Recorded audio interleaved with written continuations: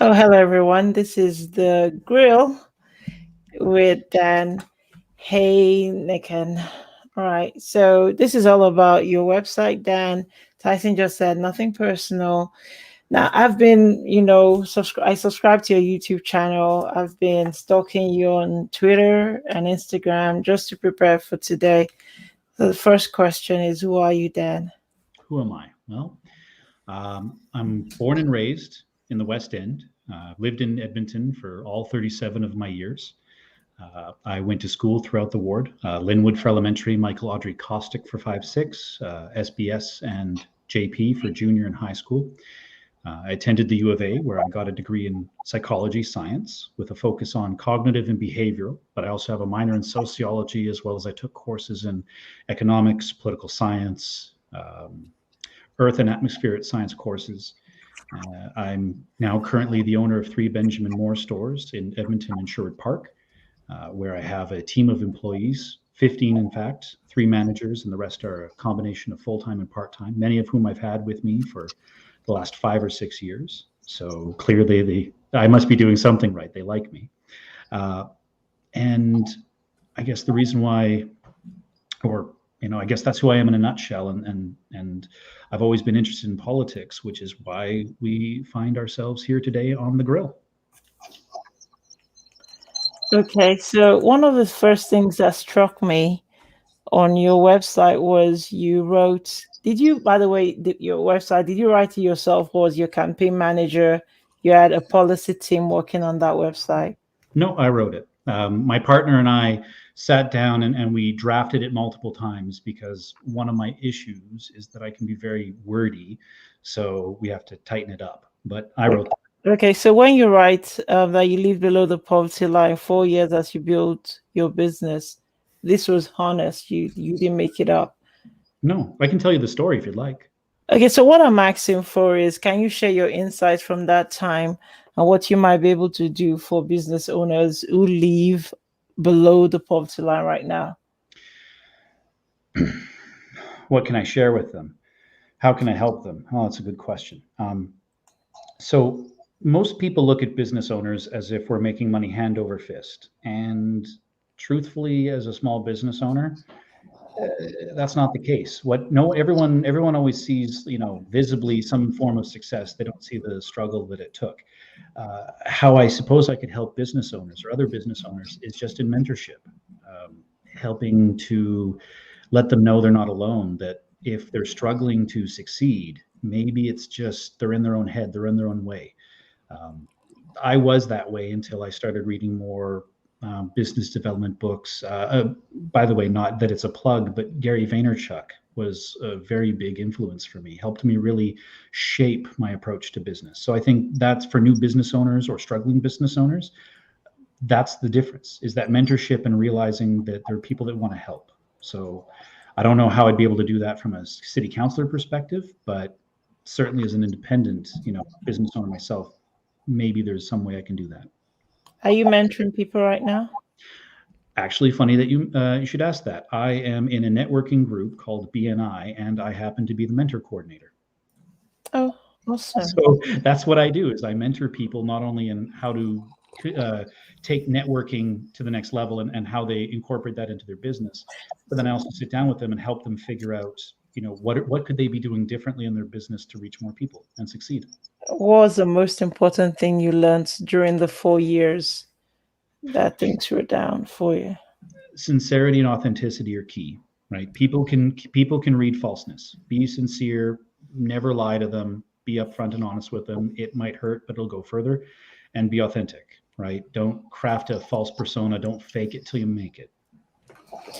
I'm loving the way you're sipping that tea, Tyson. I'm relaxed. I am relaxed right now. I'm waiting to dive in here. I am waiting.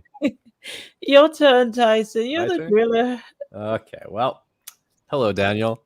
Hello. The very first thing that struck me when I read your platform was how small it was. Is that on purpose? Well, I believe I've got over 7 different points. And I suppose, yeah, it is on purpose. If you So one of the things that I did before running the business is I also I owned a painting and flood restoration company. And my issue with that business was I was hating every day of it because and I'll see if I can get my hands on camera here. This is the focus I wanted us to have. And this was the focus we were getting. If you have too many platform points, too many issues you want to focus on, you don't really achieve. I don't think you achieve anything, right? I had a headache going through your platform. I had to call Tyson to help me. Well, no, that's fine. So the converse, obviously, is that it was because you talk about very few points. There's a lot left out, especially at the city council level. So I'm probably theme of tonight is what haven't you talked about and where you stand and drilling into that. That's going to be my theme tonight. Sure. But so let's start very quickly with let's start easy here. We got you talk a lot about your small business experience, and built into your platform is an employment that starts a small business. Very pro, very pro small business as a small business owner yourself. And you're talking about taxation and existing companies and making it easier for business to start up. So let's go into what are the specific items, like if you had to rank them. Maybe not even rank them. What are your top 3 items that you want to see changed or you would advocate for as Councillor Heikkinen? Or Heikkinen, sorry.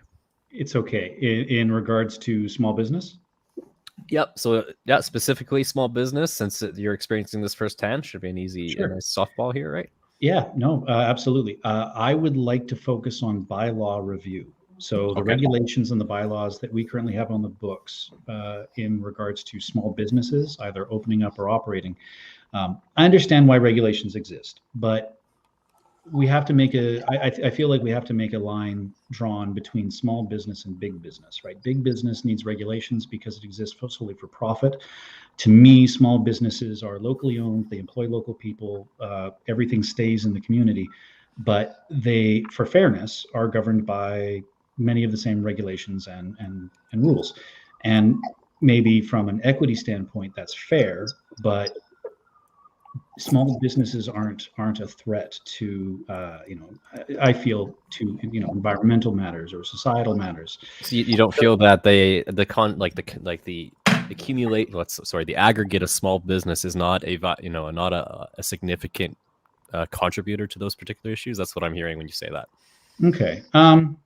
Well, so I guess when you say the aggregate, like if we're talking, like you take all the small business in Edmonton, and right now you just told me that small businesses aren't a threat to say climate and those particular issues. Now, maybe one small business in isolation, both just to sure environment, what the topics, sure, fair enough. But what the idea I'm trying to get at is that's sure one small business, great. But when we talk about small business policy, we're talking about all small businesses across Edmonton, right? So it's not just one small business. Okay, no, that's fair. So if I may, I'll share a story with where I feel like regulation or bylaw maybe needs an interpretation or a change. I have a friend that he's always been a mechanic out in BC. He wanted to open up a mechanic shop here in the city. And after finding, and this was in the last year, so after finding a location, negotiating rent, getting it inspected, he was 95% of the way there. He had all of his equipment brought out of storage. And then a city inspector said, no, in order to bring this up to code, you are going to have to spend $30,000 to upgrade the HVAC unit. Now, $30,000 is a massive amount of money for a new business to start out with. And his argument was that I'm not opening an auto body shop. I'm opening a mechanic shop. They're very different environmental issues. And those are met with the current regulations we have and the current solutions we have available to us. I don't think I need that ventilation, and they would not approve his business unless he did that. So he basically had to kill it right then and there, and he lost and then he had to sell his equipment because now it's just sitting there. So he lost, I think, $60,000 of his savings because the city, at least his opinion, was not interested in allowing his business to open. And it felt to him that bylaw that they were quoting was an interpretation as opposed to the actual enforcement of the rules. So in that story, I would ask, are the bylaws that we currently have on the books open to interpretation, meaning it depends on the inspector that's inspecting, or is it the same consistent rule across everyone that applies? So let's drill into that. What would you do to ensure that they're, like, it seems like you're not you're questioning whether they're open to interpretation. And my assumption is that you want consistent application of a bylaw, whatever it may be. How would you realize that as Councillor Heikkinen? Well, I guess we'd have to look at the wording of the specific bylaws. And that's something that council does, right? If the wording of when we amend, when we discuss things, we have to amend them in order to make sure that the language is precise enough that it isn't open to interpretation, that it can be applied universally and consistently. So that's what I mean by bylaw review, right? We just need to find out because that's all council does, right? We pass policy. So we need to make sure that what we're passing, does it actually achieve what we want to do?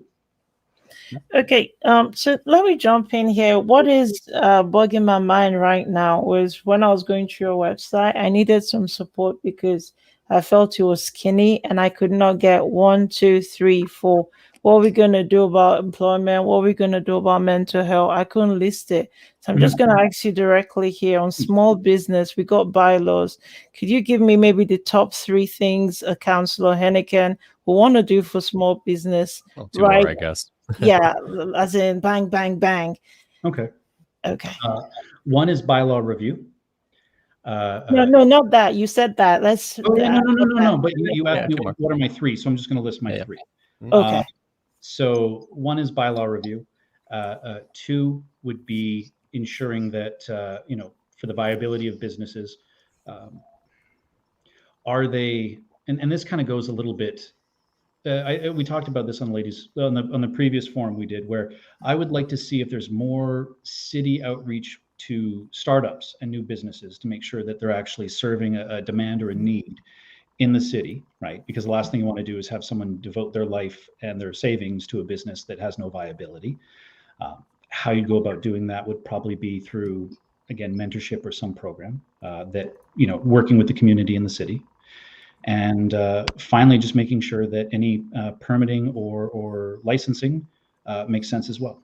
So, I mean, to make an interest, I mean, there's a difference between, the city of Edmonton and the hamlet of Strathcona County, right? A business in Strathcona County doesn't need to have a business license, yet in Edmonton we do. But they're both cities, right? They both function the same way. Do the city licensing, like the current prices, especially for new businesses, some licensing doesn't make sense. Are they too expensive? I believe someone wanting to open up a new marijuana dispensary, for example, I think the license is, and I'm spitballing a number here, but I think I read something like $5,000 for a business license. And whereas my business is $220. So that's a big upfront cost for someone to pay, especially if it's a new business and we don't know if it's going to be viable or not. All right. When you talk about supporting entrepreneurs to make sure they're viable before they, take the plunge, that's a fairly important, life decision. Do you feel existing groups like Startup Edmonton don't fill that role already, or what would you say? Yeah. Well, no, that's a good question. Truthfully, I didn't know that Startup Edmonton existed because when I was getting into business, no one told me about it, and I didn't know to look for it. I didn't know there were resources already. So right. Okay. Really, I wasn't aware. Okay. So Leah is here tonight and she's been agreeing with you. Thanks, Leah. We can all read what she's written. And she'd like to say bylaw review of accessible parking. Yeah, I suppose maybe the disconnect I feel is maybe I probably don't know a lot about licensing. It's not it's not my own story, so I could not relate. But if I were a teacher trying to start a business, all that you've just related would not concern me personally. But I hear you because what you're saying affects other people, but not me. Tyson. Hi. Would you like me to continue? I'd like you to grill. Okay. All right. I'm going to continue. All right. You're doing well, by the way, Dan. You're doing well. Good job. You're doing well. And the theme is literally like your platform points are frankly vague. And I mean, that's fine. And we're just trying to get to the, what are you actually trying to communicate? You're trying to get the meat of it. I understand. Yeah, exactly. So I mean, you have to be concise and short with your messaging to the people that are scrolling through it. Absolutely. Yeah. But that that's not my role. No. All right. Well, hit me with the next one. Yeah. So again, we're going to continue with the theme before I go on to some other stuff. So physical and mental health. While this is typically provincially mandated, we believe you want to support everyone, proper, readily available for anyone. And you talk a little bit of homelessness and stuff here. So essentially what I'm going to ask you here is your physical and mental health. What are your top 3 actual things you want to do? Because there's not actually anything described here. It's just, I support everyone. I want, I want everyone to have what they get, which is great. But so what are the 3 things you're going to do to change their lives? Yeah. Okay. Well, one of the concerns we have in our ward is a lack of rec centers. So a lack of amenities, maintaining parks for, as well as, and we'll get to that in a second. But when we talk about homelessness as well, and mental health, we need to look at it. Admittedly, it's a bit, I understand, yes, it's a bit vague, but that's because those are all very, if I take a very broad approach, then I believe I can also answer specific questions with that I have in the ward. So let's look at rec centers as an example, rec centers and parks. So the Lewis, I believe it's called the Lewis Farms facility, which was proposed several years ago and now has been on hold. I believe that the city should, if it's going to propose a project like that serves a demand that the people in the ward have, that they should try to follow through and commit on it. Now, I don't know specifically why it was paused, if it was a funding issue, but if it's a need of the community, then it stands to reason that we should move funds around from, say, wants, if there are any, to fund a need. So there's a need, there's a demand for rec centers. We should find the funds necessary to see them to completion. Otherwise, so what you're saying is Councillor Heikkinen will be building more recreational spaces? Is this what you're committing to right now? Well, if that's what the communities in the ward want, yes. Because my core philosophy, if you at the top of the website, is improving quality of life, right? That's what a city council, I feel, should do. Is if the people in the city want amenities to improve their experience of the city, well, then we should try to deliver that. So that's number 1. What's the next one? Well, the next one would be parks. And I mentioned on my platform, protecting green spaces. So getting outside and enjoying them. One of the current issues facing the Westridge community is that near Wanyani Road, they have a massive field, a massive park. It's been that way for years. And the city has a spot that was designated as a potential school site or a surplus school site. And now they want to turn it into housing. And no one in the community wants that. And everyone I've spoken to are dead set against it. They don't want it. It's a park. It's also, it's a treed area. It represents biodiversity. It represents wildlife habitat. To tear that out would be, I believe, detrimental, not only to the city, but as we're trying to, not only as a province and a city, as a country, but trying to make some kind of headway into resolving global warming, et cetera, doing our part. Studies have shown that treed areas reduce overall temperature. So we all suffered through that heat dome there several months ago. More trees in a city have shown to lower the overall temperature. So getting rid of, not only would we be damaging biodiversity and wildlife habitat, but also bringing an environmental detriment to the neighborhood. And again, the people don't want it, so don't do it. And your third item? And then the third item was a focus on mental health and homelessness. Okay. And so we would need, I believe the solution there is a supportive housing model. So while yes, building housing in a park is not what the community wants. If we're going to make a step towards resolving homelessness and mental health and other issues. Okay, this is where I have to jump, because you're listening, Dan, and I, that's the thing with politics. It needs to be broken down to me like you would a 6-year-old sometimes. But this is what the community is asking. And Lee is saying, how will you address the wait list for services? Let's jump into what the community wants. Specifically mental ones that go under municipal regime. Okay. I got another one there for you, but let's start with this one. How will I address the wait list for services? Well, Do you have a plan? Well, it depends on what services we're talking about. So, and I'll make this, I guess, as general as possible, so that Leah can clarify for us. It can be applied to different topics. So, if we look at a wait list, we have to find out like what is causing the wait list, right? Is it not enough facility space? Do we have enough facility space, but our processes for resolving it aren't achieving an objective, right? So we create a policy, we start acting on it, but it's not actually going anywhere. So then we would need to review policy. So to say, how would I deal with waitlist for services? Why does the waitlist exist? Right. What is the core cause of that? And then try to resolve that. So. And this is what I found on your website. You do well identifying the problems. You're so point on narrowing down where the problem is. What I'm not getting is the solutions. Well, maybe that's the nature of politics. Maybe solutions are not clear cut. Maybe solutions require in-depth thinking, analysis, and all that. So maybe that's a question you can't readily answer. Maybe this is what I'm getting. That's fair. I can give you an idea, though, of how we might come to that solution.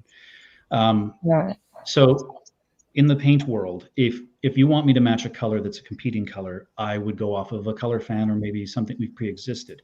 But if you come to me with a standard, right, if you come to me with a chip, now that is what I match to. So we use the same analogy for the city.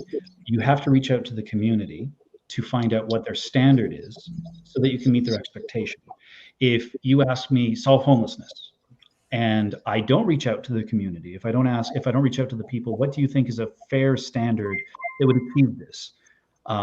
Myself and council would probably just go about doing it the way that we think according to experts. Well, when you keep saying community, it assumes there's an homogeneous community somewhere. You go under the tree and there's a community there, so it assumes that we are the same.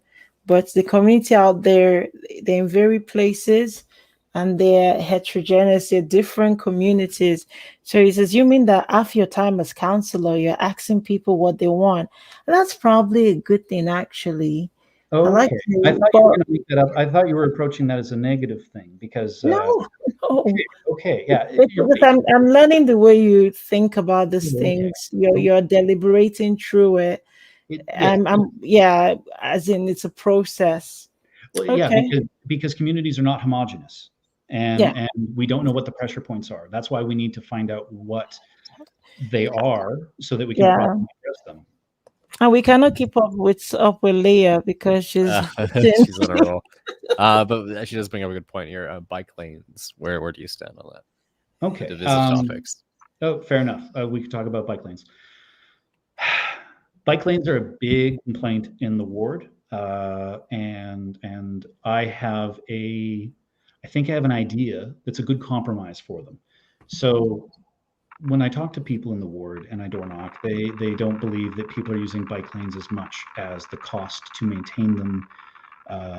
There's no balance. So my solution is either expand sidewalks to allow for bike lanes and then change the bylaw to allow bikes on sidewalks, because then it's safer for the cyclists and it ensures that they have their space, that they can travel at their speed as opposed to trying to compete with vehicles moving at a higher speed than them.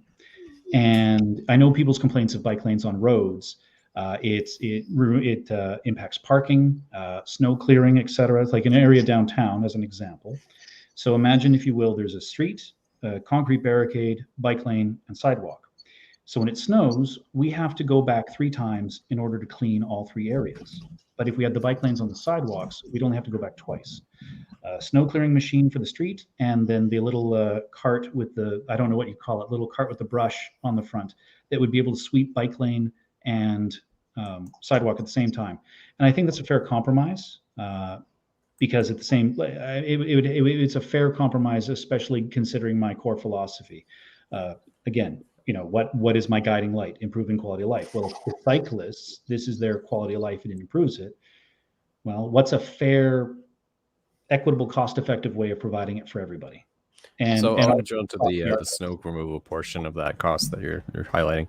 So a lot of these bike lanes are residential areas where the sidewalks are cleared by residents, and there's already a machine going. Let's call it the little. I'm not sure what to call it either, but it's the little machine with the brushes on the front that goes down the bike lanes, right? So in those situations, they're not going back 3 times; they're only going back 2. So that cost, from what you communicated to me, that cost is actually lower than what you're telling me, since there's residents clearing the sidewalk. If they clear the sidewalk. Yes. Yes. I'm talking about so now and then we go back to the city is responsible for cleaning that. I'm not talking about municipality, the residential areas where people are responsible for clearing that. Okay, fair enough. But then okay, so then the bike lane issue is a citywide thing, so we need to address both regimes. Mm-hmm. And so essentially what I'm saying is the consequence of your compromise is now you're going to be relying on residents to clear their sidewalks, right? And that's already hard enough to enforce. Now you're going to be endangering, I suppose, to a degree indirectly, cyclists as well as pedestrians in that situation, right? Well, I mean, and I understand the onus is on the residents, but this is the complication, right? So what you're right. It's not an easy solution, and that's why I propose that as a compromise. So despite the problems that would be, consequences of that compromise. Well, the way it currently exists, I think there's problems. And if the compromise causes problems, then you're damned if you do, damned if you don't. Okay. So I guess the question is, what of either the proposed solution or the current solution, which is the least negatively impactful on all residents, all communities, all demographics using the roads and the sidewalks? Okay, let's jump to the next question. Otherwise, we'll never finish this thing tonight. Well, is that you got the next one, or I can do the next one? Well, Leah asked the next one. Yeah, that's the next one. He did streets and sidewalks everywhere. She declares, of course. All right. She's firing them so fast. Yeah. Yeah, I don't, Leah, you're fired tonight. Well, thanks. So this is what we want: quality engagement. Do I know who the houseless population is, and do I understand the services and the supports to require to live a meaningful life? I think I understand the services and supports they require. So in a podcast interview I did, I said that, homelessness is like an elephant. And how do we eat an elephant? One bite at a time. So in order to make sure that the efforts we're taking are actually achieving what heated streets and sidewalks everywhere. Well, that's very costly, but if we could do that, that'd be great. And why would I talk about oil and gas, Leah? So on point here. We need to make sure that what we're doing is targeted to meet the core root cause of homelessness. So let's say financial hardship, unresolved mental issues, and drug addiction. So, when it comes to hard financial times, that is I believe that is fairly easy to resolve, right? Because there's no underlying cause other than poor financial circumstance. Much easier to deal with than say mental health issues or drug addiction, and looking at a Venn diagram, the combination of both. So then trying to find out which one caused which, if such a thing exists. So my viewpoint on resolving houselessness / homelessness, I know there's the two different terms, one being less negatively impactful, houselessness. The reason why I like supportive housing is that you give them a home first. Now they have a fixed address, right? So now they can actually start taking part in systems. You make sure that they're being followed up with, that they're getting the support that they need, specifically for, whether it be addiction or mental health. And also, don't tell the community, like when you're putting these people in supportive housing, don't tell the people of the community what you're doing, because there's a stigma, there's a bias, there's judgment, and these people don't need that. So that's the other thing, is you want to support them. Don't tell your neighbors or their prospective neighbors that, hey, we're housing people who have fallen on hard times. Not some people are understanding and some people aren't. So let's not create an extra problem. And then now that they have a fixed address, we understand the system that they've got. One of the advantages one of the prospects of supportive housing is that they are getting government support to help them through their needs, similar to AISH, but like AISH, as they start to get their lives in order, as they start to become self-sufficient, the payment that they receive from the government goes down, and now they're self-supporting and hopefully, perhaps ambassadors for the program, helping other people. Thank you, Daniel. Tyson? I wanted to pivot back to the environment portion of your platform here. Okay. Talks about, you oppose the hold up. The solar farm? Yeah, the solar farm, and the name of it is, I think it's L something. Hold up. E.L. Smith? Yes, that is it. I was just looked at it. Okay. So obviously you oppose that because of the basic, on the grounds of it's in the river valley and we should put it elsewhere. So my question to you is, if not farmland, if not the river valley, where are you putting this thing? Or more specifically, future solar projects?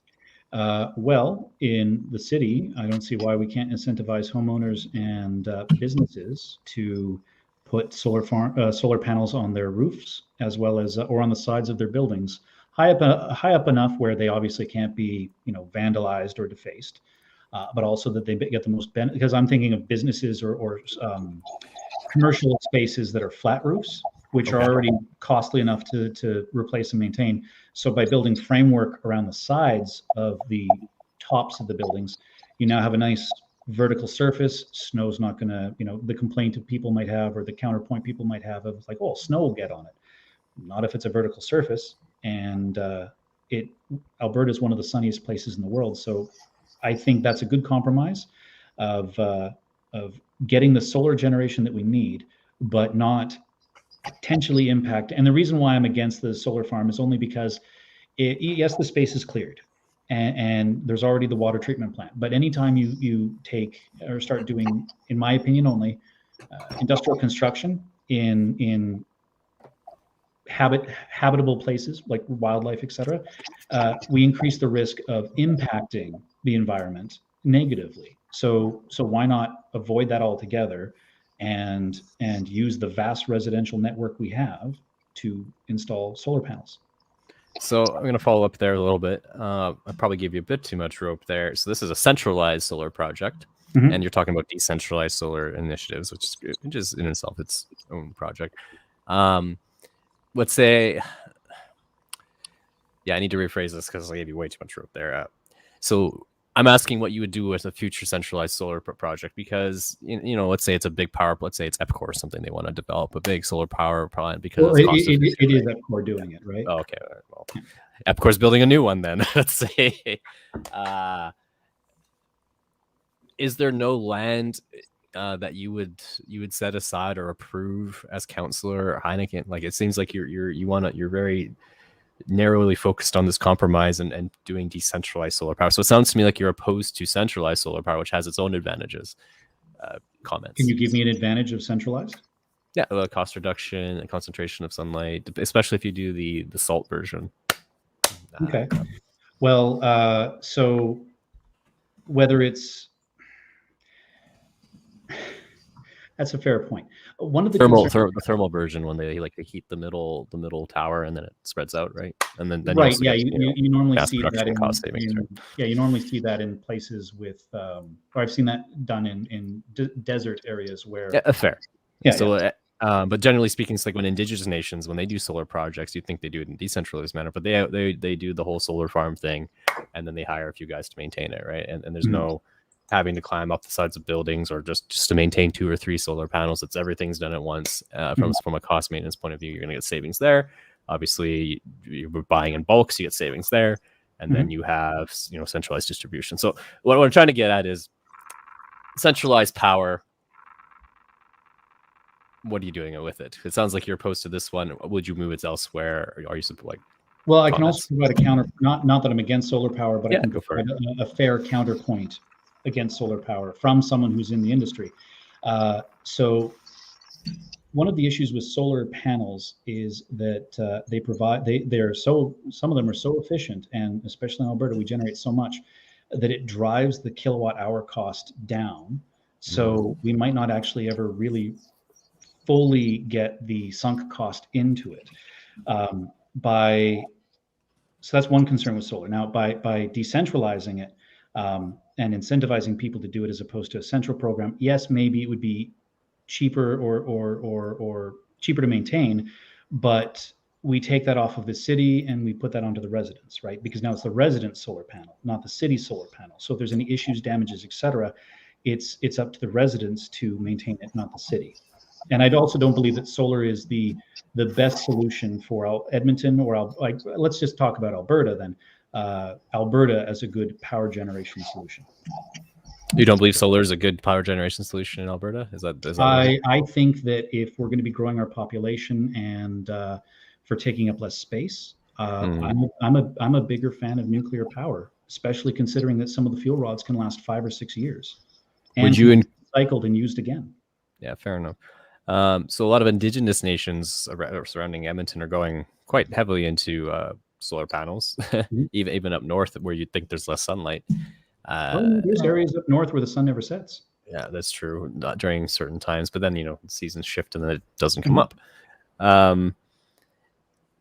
So what I'm trying to get at is, what I'm trying to distill here is, it seems like you're just generally opposed to centralized solar power and that you prefer decentralized. That's kind of what I'm distilling this to.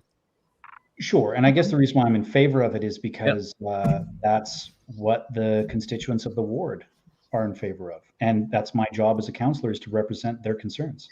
Okay. So when you go around, Dan, and what are your constituents telling you that they want? Oh, okay, that one's T. Thank you for the softball. The constituents of Ward 7, Sipiwiyiniwak, just would love a councillor that actually spoke with the community, that was responsive. A number of communities, especially on their Facebook page, they complain about not knowing who their councillor is, them not responding to emails or requests for information. They just want some kind of accountability. They would just like someone to come out and be heard, like there's someone to hear them, I should say. And so they're not feeling heard and they're feeling ignored. So what are you going to do for women and children on day one? Is there anything that Councillor Heikkinen can do? On day one? Well, considering I think there's 2 weeks of training that a new councillor takes, I don't think I'm doing anything day one other than learning how to do it. So I mentioned it a lot about community outreach and the community setting the standard. So it's setting up either weekly Zoom calls, COVID constrictions allowing, town halls where we can get a group of people, which is more efficient than talking to one person at a time. But it's finding out what their concerns are and then finding out, okay, well, here's the current systems that we have in place. If they're not meeting your needs, what could we be doing differently to meet that? So again, standard and expectation. And also, it's kind of an aside here, but I have a meeting. Bear with me as I look at my phone to look at the email, because I actually someone reached out to me from what is it? My apologies. Here we go. So her name is Marilyn Armstrong. She reached out to me to request an opportunity to chat to find out how I could be more engaged in early learning and childcare to advance all communities, reduce poverty, and etc. So that is Friday. So I guess if this was next Monday, I might have a better answer for you. So no, Dan, what I was looking for was like policies around childcare, early learning. What are the definite things maybe you have written down after your 2 weeks of training? But what I'm hearing is you're going to do more consultation to find out what people really need. Yeah, supply and demand. So again, if there's a demand, which obviously there is. So what is your wish list for women and children? What would you like to do? Because the consultation is giving me a headache now. I don't want you to talk to people anymore. I won't talk anymore. What would you like to do? You can assume that's a given. Well, I mean, T, that's kind of if I say nothing, I'm a monster. And if I say everything, you might think it's disingenuous. So it may just be difficult, your role right now, actually, because what would I do? Whatever I could, right? Like there might be legitimate constraints in what one voice on council can do, because maybe we get people on council that don't see it as important. So then maybe the stress then is I need to work with councillors to understand the importance of these issues so that they would vote in favor of the motions that I put forward and address the issue. So it's bridge building there. More teamwork, yeah. All right, Tyson. All right, I want to pivot over to the wealth section of your platform there. Sure. And in here, you talk about smarter use of taxpayer dollars, negotiating better contracts, managing grossly exceeding budgets, less reliance on expensive consultants. Mhm. I'd like to zero in on the garbage collection figures you cited here. And in your platform, you cite that here in Edmonton, we're paying about $48 per month for garbage collection, which is true. And in Calgary, the user pays about 24.30 cents, about half roughly, which is also true. But I also point out how Calgary went about doing it, because they take the recycled material that they capture, and then they sell This that. is what I'm going to contest. Excellent. Well, that's fair. So Was that your question? Here we go. So, Okay. yes, that is also true that they offset the cost. But when I dug into the numbers there for waste and recycling services, and the financial plans are released publicly for both services in Edmonton, Calgary.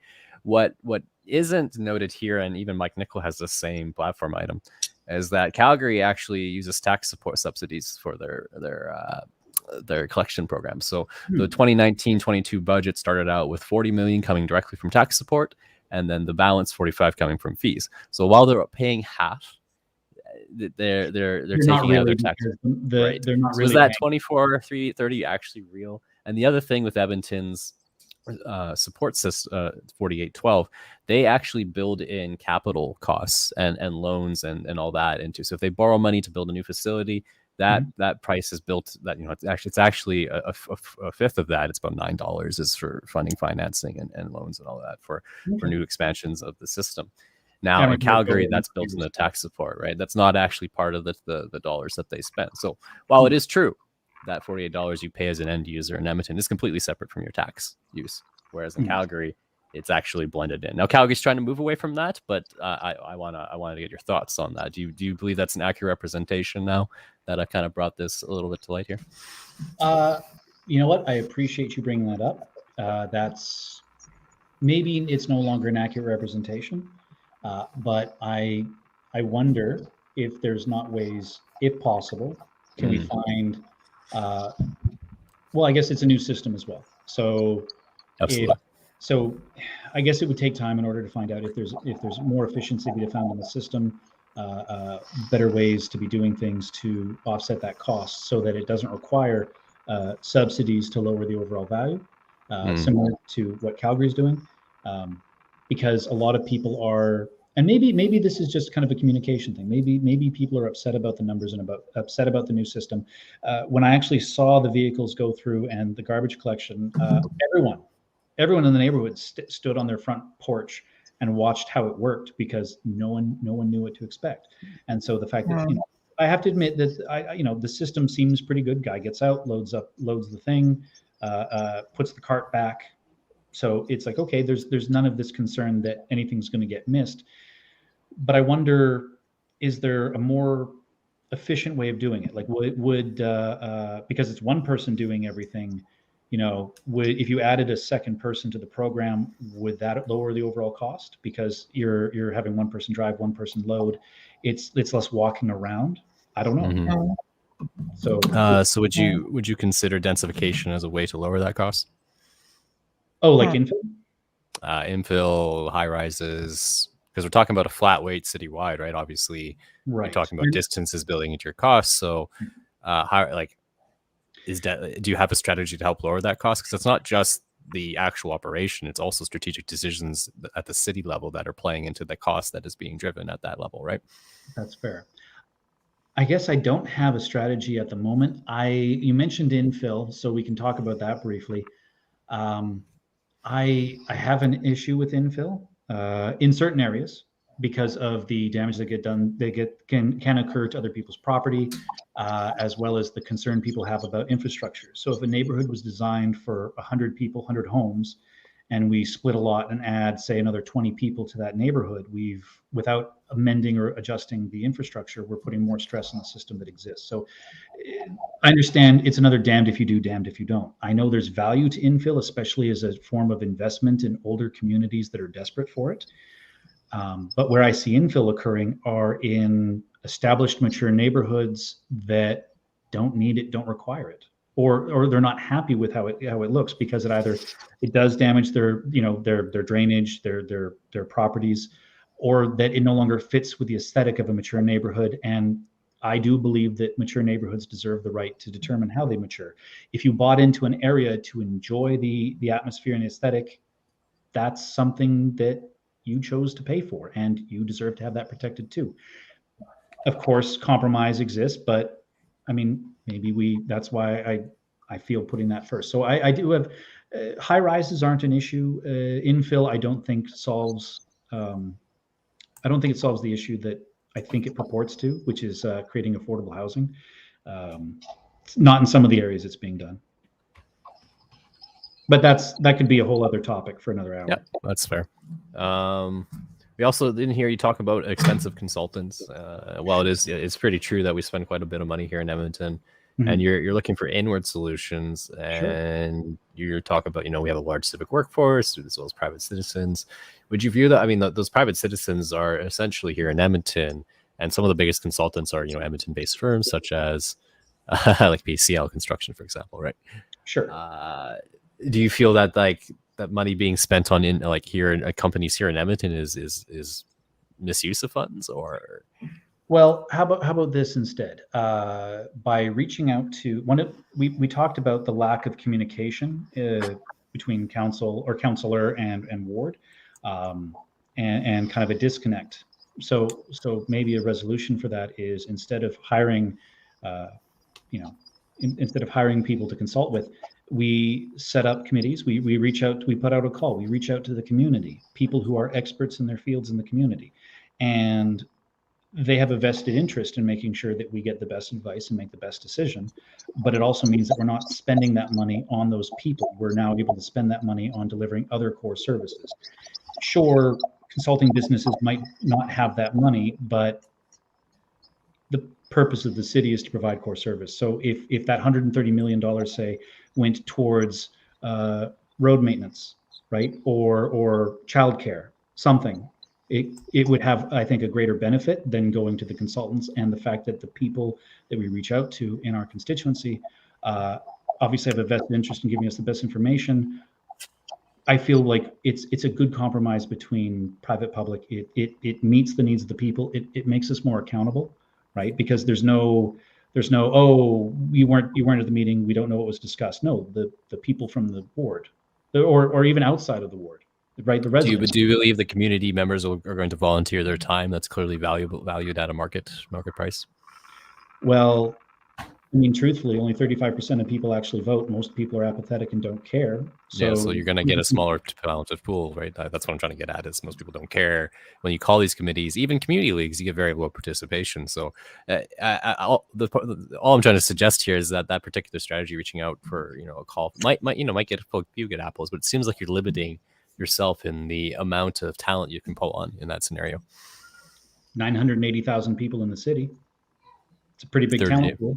Fair enough, but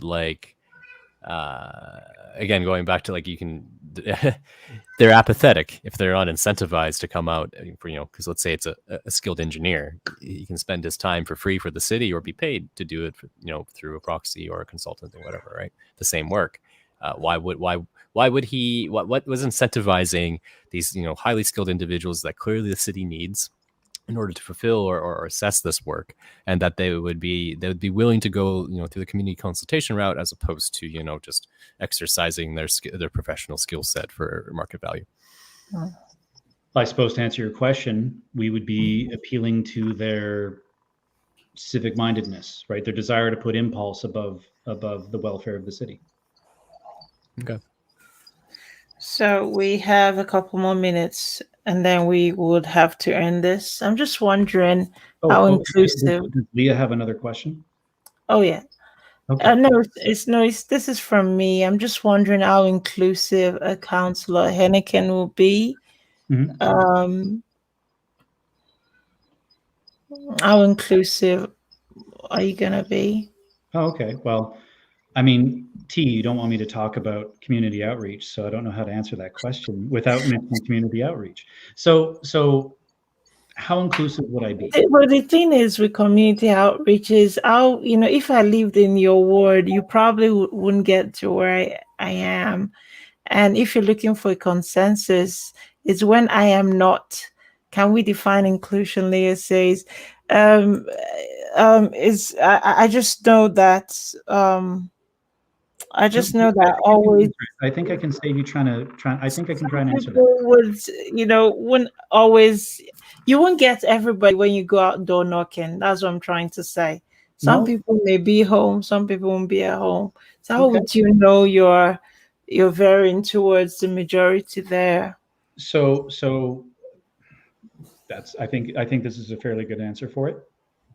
You set up a town hall, right? You let people know, like our Zoom call or something. You mail something. Is that weekly or monthly? Well, it depends on the nature of the subject, right? So let's say, well, let's talk about inclusivity first, and then we'll talk about the amount of time needing to be dedicated to certain issues. So we want to create a new policy, and we want to make sure it's inclusive. So we have to mail something out to people. We have to make sure that they're aware of it, either a Zoom call or online, or a town hall. Keeping in mind that some people maybe don't have access to a computer or the internet, right? So it's what's a good compromise, so a town hall I think is fair. Of course, COVID restrictions being a thing, let's assume they're not. So you notify people on this day, this time, 7 to 9. There's going to be a town hall, and we're going to talk about these subjects. And then you have 2 hours to run as tight a meeting as possible. And you make sure that everyone gets a voice. And if, say, in those 2 hours, not everyone gets to speak, at least you were there, and then people can still write down their questions, et cetera, and pass it on to you. And then you make sure to follow up with them, so that's how you get inclusivity. Okay. Well, fair enough. Because that's kind of vague. How do you become inclusive? I don't think it's that vague, T. I mean, you make sure to reach out to everybody as best as you can. Leah asked a question. Can we define inclusion? Maybe she felt it was vague. That's why she needs a definition. Okay, so T, how would you define inclusion? Well, this is not about me. I'm not running for office. I'm just trying. It was your question. You asked me about how would I be inclusive, so please define inclusivity for me. I'm going to have town halls. That's what I'm going to do. I'm going to have town halls. I'm going to make sure everybody knows my name is Daniel Heikkinen, and I'm the counselor for your ward, and people have a mobile number to reach me. Yeah, I think. Accessibility. I'm asking the candidate. Look at Lisa just said she wasn't asking me. How dare you, Dan? You're agreeing me. All right. I'm asking the candidate, please. I have a final question here for Daniel. If you're good to go, T. Okay. So the theme tonight from you, Daniel, has been compromise. We've heard a lot about finding the middle ground, compromise. How are you going to manage when compromise doesn't work and everyone hates you? Oh, yeah. Oh, thanks, Tyson. Well, that's democracy. Everyone's equally disagreeing. And so you're okay. Oh, go ahead. No, please. That was my. So that's democracy, but then so that's just you're just stating the situation as opposed to dealing with the situation as as Councillor Heikkinen. Heikkinen, yeah. So if it's inevitable, isn't it? If as anybody, councillor or not, if you make a decision that people dislike and you can't justify it, then they rightfully hate you for it. So I guess so long as you have a core focus of wanting to do right by the people and you make your due diligence to make sure that you've done everything you can, people may dislike you and argue with you anyway. But I also believe, and maybe this is, I can also answer Leah's question in this about inclusivity, because I can answer that as well. It doesn't matter, like whether people call themselves liberal or conservative or whatever, it doesn't matter, which side you're on. We all inevitably want the same thing. The key is trying to have a discussion and not a debate, right? Where we're trying to score imaginary points with an imaginary moderator, right? It's so long as we're having a debate. And I'm also open to making. I'm not trying to score points. No, but go online and make a point, and then the people who go, well, actually, and that's social media, admittedly, but where we're at. So we need to remember it's a discussion. We do all want the same thing. We disagree on the path we have to take. So that's why we have to make sure that we have a civil discussion. And by the way, if my idea is a bad idea, I'm also open to having people amend it and change it and adjust it. Because in the end, if the idea as its final version looks like nothing I proposed, but it succeeds in helping people, that's a win. Okay, so I've got a question here for 60 seconds for you. Not more than 60 seconds, because we have to do other things before we go. Your freedom plan, as a last point on your website, confuses me. Is there a way you can explain what providing an efficient transit system will look like under your leadership? Sure. So at the top of the website, I mentioned definitions or indicators for quality of life, and freedom is one of them. That's quality of life. Okay. Yeah. So for freedom being, a quality of life, so I believe that people don't take our current transit system in the numbers that we would like because it isn't convenient, right? It isn't serving their needs appropriately, and so people are finding alternate methods. And my opinion only. But I would love to know from the frontline staff, right, the drivers themselves, the union, what they believe. But the point of freedom is that this city should work towards creating a better transit system, either with more buses on routes in order to ensure that people can get where they need to in a reasonable amount of time, or rapid transit, hub to hub, so there's no stops. And that allows people to go about their day in a way that's time effective and cost effective for them. So to imagine if using our current system, it would take you an hour and a half to get to work from home. Would you want to use that system, or would you just find alternative methods of you wouldn't use public transport if that was the case. You'd find something else because your time is valuable. So by adding more buses, by creating rapid transit hubs as a solution, and also reaching out and discussing with the union and the frontline staff over what could be changed to the routes to make them more effective to actually meet the needs of the people. And that might see a rise in ridership, but also that increases people's freedom. Okay. Tyson, I got to follow up there. Do you believe the current system favors frequency or coverage?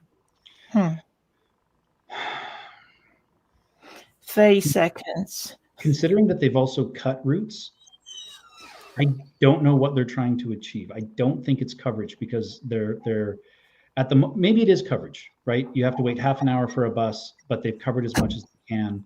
But do we need to rethink our current placement of stops and routes, because we've sacrificed frequency for coverage instead of finding, a happy medium between getting the best of both? What do you think so far? Have you been grilled tonight, Dan? Have we been soft? Not at all. Really? Really? He's been on the back foot a few times. You clearly have a very different idea of soft than I do, T. Your idea of soft must be a bed of nails. I have like two questions, but knowing, I think I understand you now, Daniel. I think I get you now. And it's taken us a full hour to understand your philosophy. And this is amazing. There's a lot you've taught me tonight. And now you're being soft, because now you're providing the staff. Now we're just throwing softballs around. What happened to the show? Now you're providing the staff. You're I don't know. reducing the integrity of the show now. Oh, am I? No, because I'm used to bang, bang, bang answers, but with Dan, everything is a process. And considering the way I run my life as well, maybe things are not as clear cut as they seem. Maybe you need to consult people. I can answer that, why I am that way. So in my own life, I'm making decisions that affect me. I can respond quickly because it's only my life that I'm affecting. But if I'm to make decisions that affect other people's lives, the last thing I want to do is do more damage, right? The last thing I want to do is inconvenience people. So I need to make sure that I get as much information as possible to make the best decision possible. And you're saying this because you're CEO of, I get it. Okay. That's why you'd be more thoughtful. Okay. Enough of being nice. Oh, geez. Enough of being nice. We've had an hour of Dan, and we'll let you say your website in a minute. Next week we've got Giselle, we've got Mr. Mara, Mr. Soe over the next 2 weeks at some point, and we've got Cody as well. I need to tidy things up with Cody. Our time is up on the grill. Dan, where can people find more information about your philosophy? Sure. Oh yeah, look at Leah. Leah saying good answer. Is that from Dan or from me? Probably from Dan. So I you hope got it's from me. So yes, people probably can from find out you. more about me Mhm. at danforyeg.com, as well as they can find me on Facebook at danforyeg.com. I'm terrible at Twitter, so I got to get better at that. You can also find me on Instagram, danforyeg.com. And if you want to reach out to me, reach out by email, and I'll always happily answer any questions you have. Tyson, do you have a final word for Dan? No, I enjoyed this, so it was a great pleasure talking to you, Daniel, tonight. danforyeg.com. That was the grill. See you next time. Goodbye.